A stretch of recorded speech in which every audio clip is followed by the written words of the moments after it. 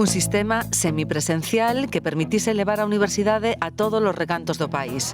A idea xurdiu en 1973. A UNED de Pontevedra naceu ese ano como centro de referencia para todo o noroeste de España.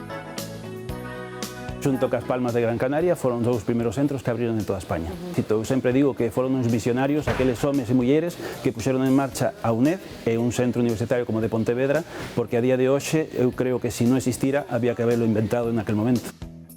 Hoxe ten aulas nas principais vilas e cidades da provincia e é a referencia formativa para máis de 40.000 persoas. 5.000 delas cursan títulos de grau.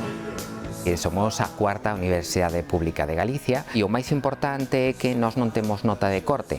Outra das ventaxas é que calquera alumno da UNED non ten a obligación de matricularse nun curso completo.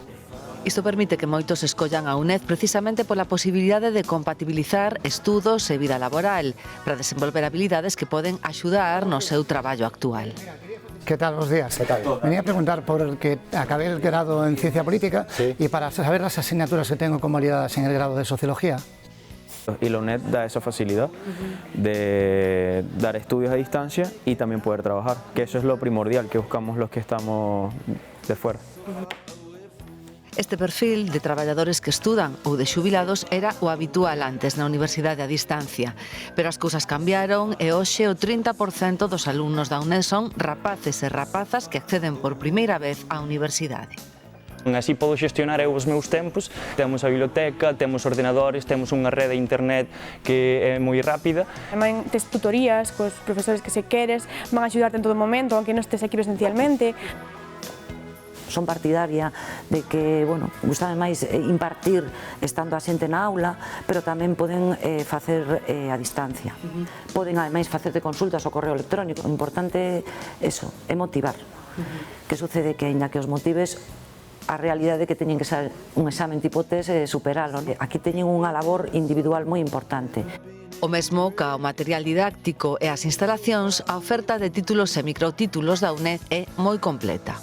A UNED ven a complementar, incluso a cubrir valeiros formativos, non? Que o propio sistema público universitario galego non ten. Non? Un caso claro é o da antropoloxía. Eu teño asignaturas que teño máis de alrededor de 50 alumnos por asignatura. Entón, si, hai moito interese, a parte do propio grau, na súa extensión universitaria, neste caso a extensión universitaria do Centro Asociado de Pontevedra, ofértanse cursos específicos de antropoloxía galega. O Servizo de Extensión Universitaria ofrece en total máis de 300 cursos adaptados ás necesidades e demandas sociais da contorna, desde o ámbito da sanidade, a creatividade, a educación física, a filosofía, sempre con perspectiva de xénero e conforme aos obxectivos da Axenda 2030. Falábamos antes das migracións, veñen migrantes a Galicia, hai que atendelos, hai que entendelos, e para entendelos o primeiro é a lingua. Eles pusemos en marcha un curso de cultura e lengua senegalesa, porque máis alado que todos pensamos que eles falan francés, realmente falan un dialecto que é o wolof, co cual, se non podemos entendernos con eles, malamente podremos integralos. Xurdiu a guerra de Ucraína e ao mes tiñamos en marcha xa un curso de español para ucranianos que tardamos un mes en poñelo en marcha e tuvemos tal éxito que foron 4.500 refugiados ucranianos que poderon aprender castelán. Ensino regrado e non regrado a prezos públicos e moi accesibles, cursos que tamén supoñen a contratación de 400 profesores ao ano, ademais dos que xa pertencen ao propio cadro de persoal. Estudos, os da UNED, os que se pode acceder desde calquera lugar do mundo.